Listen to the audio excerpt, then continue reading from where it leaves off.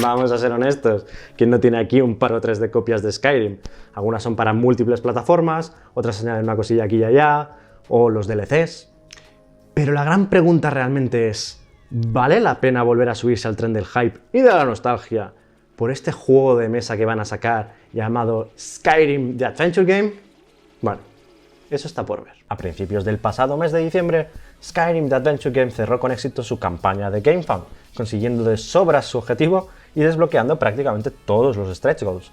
Nos lo ha traído Modiphius Entertainment, creadores también del juego de mesa y RPG de Fallout. Como parte de este crowdfunding, también sacaron una demo para Tabletop Simulator, y contiene parte de la primera de las dos campañas que trae el juego base. Gracias a eso, unos colegas y yo aprovechamos para probarlo y ver qué tal fluía el juego y sus mecánicas. El juego comienza como su contrapartida virtual, escogiendo raza, entre las 6 disponibles.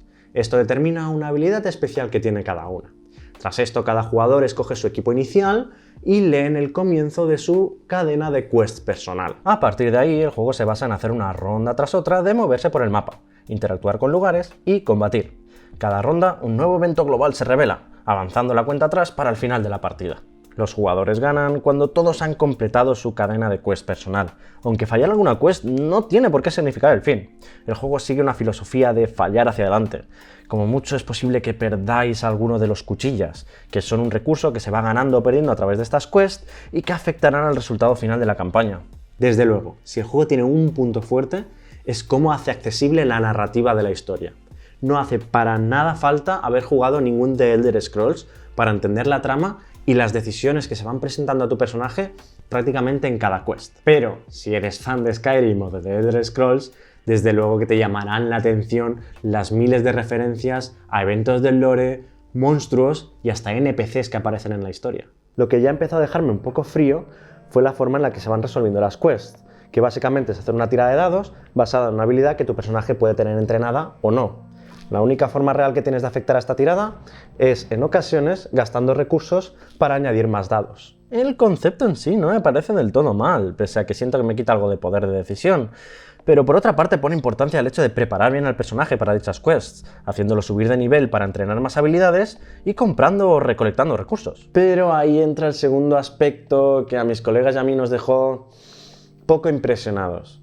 Y es que la forma que tienes de mejorar a tu personaje, aparte de con quests secundarias, es yendo a dungeons, minas y lugares peligrosos del estilo para saquearlos y arrasar con los habitantes. Lo cual no suena tampoco tan mal si no fuese porque las mecánicas de combate se nos hicieron lo más tedioso y poco excitante del juego. Todos los ataques funcionan de la misma forma, teniendo únicamente de diferencia entre ellos la probabilidad de acertar y el daño que hacen en función de la armadura del enemigo. A menudo la elección óptima de ataque es muy obvia, lo cual, añadido a la falta de variedad de efectos y habilidades, hace que las rondas de combate se hagan monótonas y sin ninguna decisión interesante que realizar por el camino. Creo sinceramente que quizás en esta ocasión hubiese valido más la pena no ser tan fiel a rajatabla al videojuego y alejarse un poco para añadir más profundidad a los personajes y a su uso en combate, quizás inspirándose en dungeon crawlers tan exitosos como Descent o Gloomhaven. Y por ese motivo opino que así es como mejor se disfruta Skyrim The Adventure Game, enfocándolo como un juego narrativo en el que dejarse llevar y ver qué pasa, en vez de preocuparse por optimizar el personaje, la build, ya que eso, sumado a la aleatoriedad del combate y de las quests, puede llevar a muchas decepciones. Sin embargo, como he dicho, esto es una preview.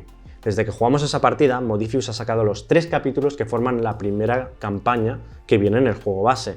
Así que podéis ir a Tabletop Simulator, probarlo y decirme por aquí abajo o en Twitter qué os ha parecido a vosotros. Eso sí, en cuanto llegue la primera edición del juego, haré una review completa y veremos si han sabido trasladar bien ese sentimiento de explorar Skyrim de nuevo. Y esto es todo por hoy. Nos vemos la semana que viene con un juego muy especial para mí. Soy Santi y esto es Sobre la Mesa.